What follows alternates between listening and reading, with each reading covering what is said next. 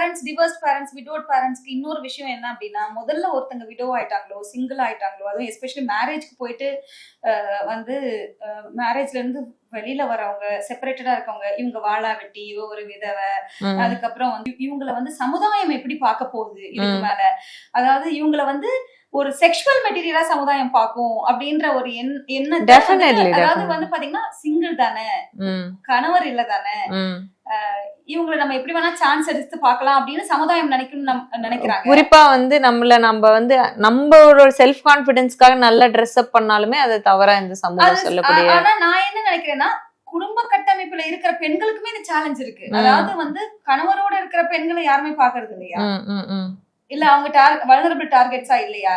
இன்னும் சொல்ல போனா குடும்ப கட்டமைப்புக்குள்ள ஒரு கணவனுக்கும் மனைவிக்கும் பிரச்சனை இருந்து கணவனும் மனைவியும் ஒன்னா சேர்ந்து வாழக்கூடிய குடும்பங்கள்ல நிறைய பேர் வந்து உள்ள பிரேக் பண்ணிட்டு உள்ள போய் அந்த இடத்துல பிளவை ஏற்படுத்துற சிச்சுவேஷன்ஸ் இருக்கு. அந்த அதே மாதிரி வந்து பாத்தீங்கன்னா இந்த மாதிரி குடும்ப கட்டமைப்பு விட்டு வெளியில வரமானான்னு சொல்லி நினைக்கக்கூடிய பெண்களுக்கு வந்து அவங்கதான் வந்து சேஃப் டார்கெட்ஸ் ஆயிடுறாங்க. ஏன்னா வெளியிலயும் சொல்ல மாட்டாங்க.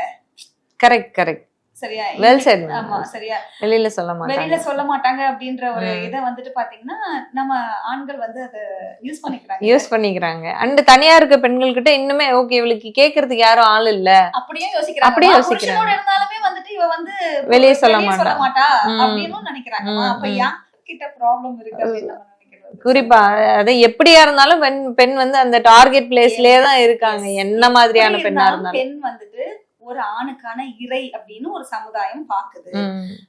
ஆனா நான் அப்படிப்பட்டவ இல்லன்றத ஒவ்வொரு பெண்ணும் ஸ்ட்ராங்கா சொல்லணும்.